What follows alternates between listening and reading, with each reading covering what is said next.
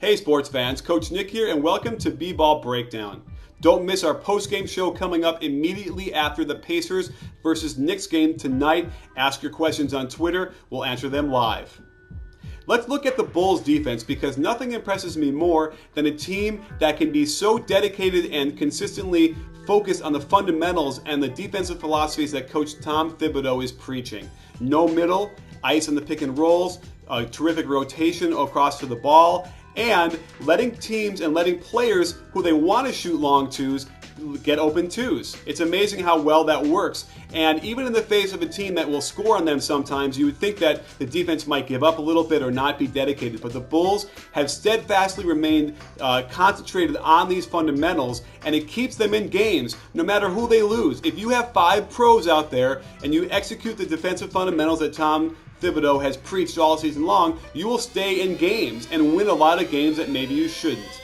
Notice how extreme Teague's positioning is on the ball handler. He will force sideline all the way down court to keep Watson from going to the middle of the floor. Bellinelli stunts from the weak side to help off a terrible three-point shooter and gets the steal.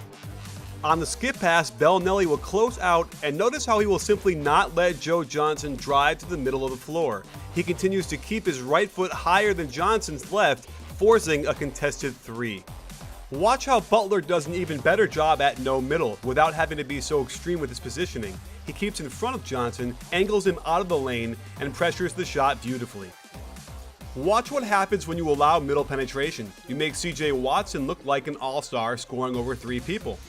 Ice is when you force the ball handler to the sideline and the screener's man sinks low to contain. This is the opposite of hedging, where the screener's defender would normally come out high to pressure the ball handler. This allows the weak side to slide over and help with only the fear of a skip pass to hurt them. Watch what happens when Robinson gives up middle penetration, a wide open 3 by Wallace.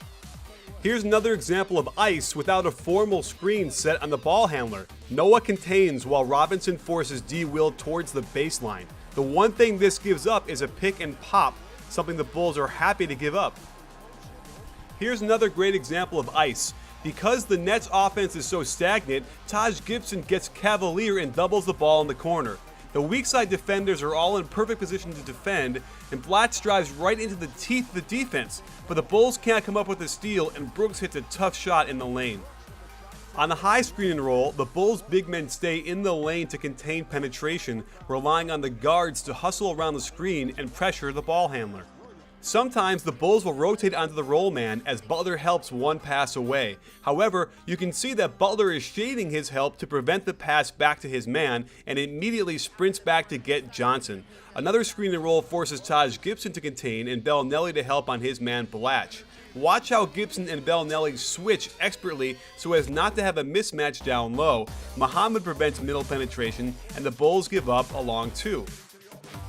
The Bulls defense also uses the concept of help and recover when your man is one pass away, so they can limit the amount of open shots they give up. Bellinelli comes off his man to help, but with the express intent of getting right back to his man as quickly as possible, contesting this three-pointer into a miss. Here's an example of Nate Robinson overhelping instead of recovering back to his man Gerald Wallace. This should give up a dunk if it weren't for Joakim Noah's incredible effort to protect the rim. Here's another example of no middle defense, even if it means forcing the man to a strong hand. The one shot the Bulls want you to take most often is a mid-range 2-pointer, the least efficient shot on the court. The Bulls also identify the specific players they want shooting long twos and will sag off of them as much as possible, daring them to make it. This concept helps a poor defender like Carlos Boozer, who can give Humphries 4 feet of room to maneuver before taking a tough shot. Here's a few concepts put together in one possession. Butler positions his feet to deny the middle to Joe Johnson. Noah contains with ice on the pick and roll, and Boozer sort of helps and recovers, but won't do it strenuously because they want Blatz to shoot a long 2.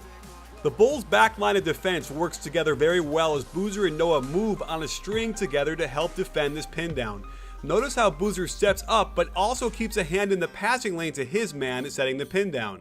Now let's get to Noah and how great he is on defense. Watch how much he does in a typical possession. He steps out to help on the pin down, hustles back to his man, then rotates over to help on the Wallace post up.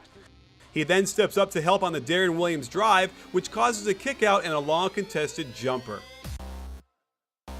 The Bulls' system fits Noah perfectly, as he can help on the drive and know his teammates have him covered on the weak side. Deron Williams sees Noah and pulls up instead of getting to the hoop, taking another mid-range jumper. Thibodeau is very happy. And there are times when the perimeter defenders can't keep the ball out of the middle. Noah can save their butts with supreme effort and shot blocking ability.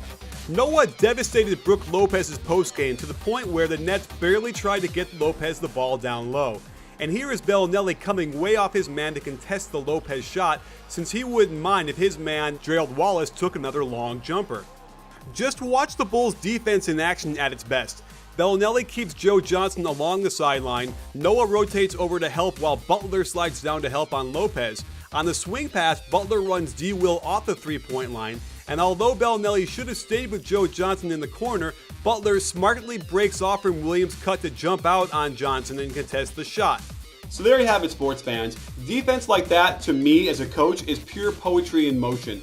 In stark contrast to what the Heat do, which is gamble and get out of position all the time and rely on their athletic ability to recover, the Bulls stay their positions, and even if they get scored on a few times, you can see they will bear down, they will keep their philosophy intact, and execute exactly the way Thibodeau wants them to do it. So this will be an interesting series and a contrast in two styles. The only issue the Bulls have, really, is that they don't score very well, and against the Heat defense, that's going to be problematic, especially if you don't have home court advantage.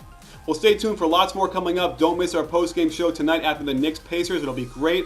And don't forget, at B-Ball Breakdown, we're not a channel, we're a conversation. You in?